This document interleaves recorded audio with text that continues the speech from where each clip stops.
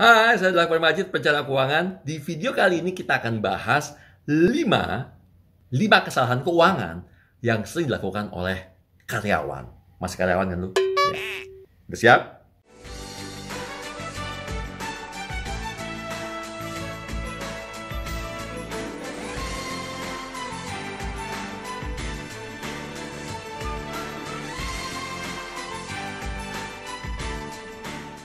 Oke.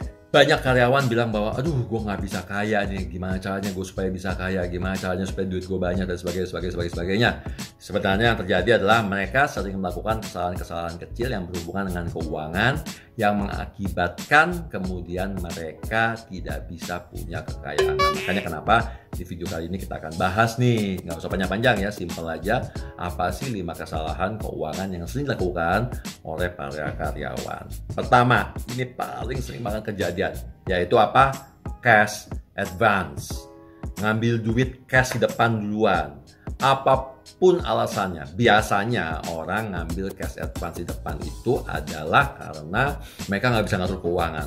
Mereka boros, setiap bulan duitnya kurang, minus, ya kan? Atau mereka punya utang, mereka beli barang pakai cicilan tetap dan sebagainya, mengakibatkan uang mereka nggak cukup. Akibatnya apa? Mereka ngambil cash advance.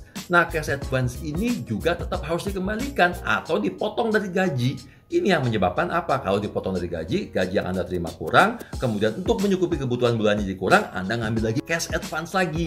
Akibatnya apa yang terjadi? Lingkaran setan. Lo bolak-balik gitu aja, ambil cash advance, kurang, kemudian cash advance lagi, kemudian kurang lagi, potong gaji lagi, kurang lagi, dan seterusnya. Salah, ya. Nah, cash advance itu bisa dilakukan dengan macam-macam. Yang paling sering misalnya adalah apa?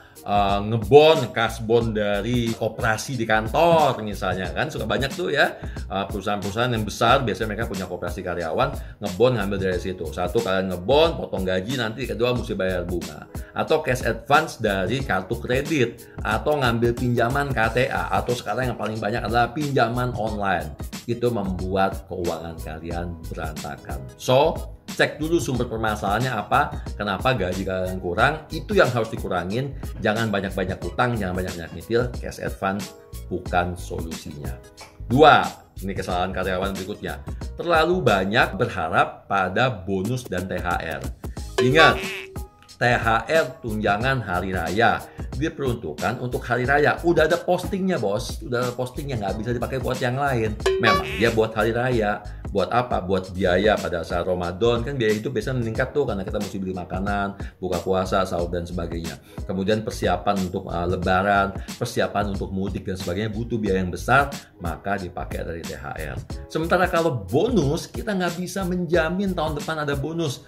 Bonus tergantung dari perusahaannya, kebijakan perusahaan, tergantung dari performance kita juga, tergantung juga dari performance dari perusahaan. Kalau perusahaannya rugi, dia nggak bisa kasih bonus. Kalau kalian tidak perform bagus, kalian nggak dapat bonus. Jadi jangan bergantung pada bonus. Oke, itu 2. 3, membandingkan harga barang yang mau dibeli dengan gaji kotor. Ini banyak banget kesalahan. Nih contoh, kalian lagi jalan nih ke mall. Jalan ke mall terus lihat baju. Wih, ada baju keren nih, didiskon dari harga 1 juta hanya 500.000, gitu kan? Sementara Anda bilang, ih, murah ya 500.000 ya, diskon 50% nih dari 1 juta ke 500.000 kan. So, Anda hitung dong, oh iya kan gue gajian 10 juta sebulan, 500.000 dari 10 juta, cuma 5% kecil lah itu kan ya. Nah, itu kesalahan fatal. Karena kenapa? Gaji kotor yang 100% yang kalian terima, itu udah ada postnya masing-masing, udah ada budgetnya masing-masing.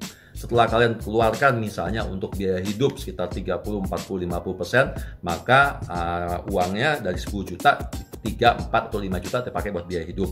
Dari 10 juta misalnya ada 30% lagi dipakai buat bayar cicilan, maka 3 juta habis. Setelah dikurangin ini itu, tinggal sisa uang kalian tinggal 1,5 sampai 2 juta lagi.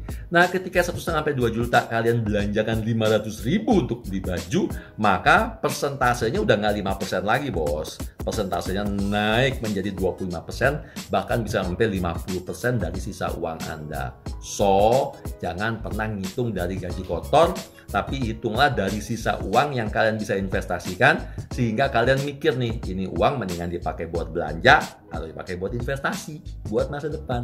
Oke? Itu nomor 3. Nomor 4, bergantung hanya pada BPJS Ketenagakerjaan atau BP Jam Sostek dan BPK dari kantor sebagai jaminan pensiun kantor untuk dana pensiun Anda. Salah fatal.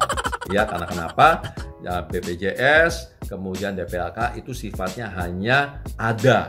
Cukup nggak cukup tergantung kita, tergantung gaya hidup kita. Kalau gaya hidup Anda boros, gaya hidup Anda hedon, maka tidak akan cukup. Ya, BPJS dan DPLK biasanya hanya mengcover maksimal 30, 40, 50% dari penghasilan Anda terakhir. Artinya apa? Artinya kalau Anda pensiun, maka Anda mesti nutup tuh setengahnya 50%. Pilihannya cuma dua. Anda tutup setengahnya, mulai bikin dana pensiun dari sekarang, atau turunkan gaya hidup Anda supaya mencukupi dengan uang yang Anda dapatkan dari BPJS dan DPLK tadi. So, jangan terlalu mengandalkan, buatlah dana pensiun tambahan untuk mensubsidi kekurangannya. Terakhir, menganggap kenaikan gaji adalah uang lebih. Salah.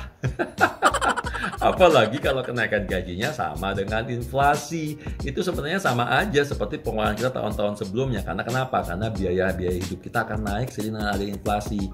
Makanya kalau ada kenaikan gaji, hitung berapa persen kenaikan gaji Anda. Kalau kenaikan gaji Anda 5%, 7%, 8%, 10%, itu masih sama dengan inflasi kurang lebih, baik inflasi pemerintah maupun inflasi konsumsi atau Consumer Price Index yang menyebabkan itulah biaya hidup Anda.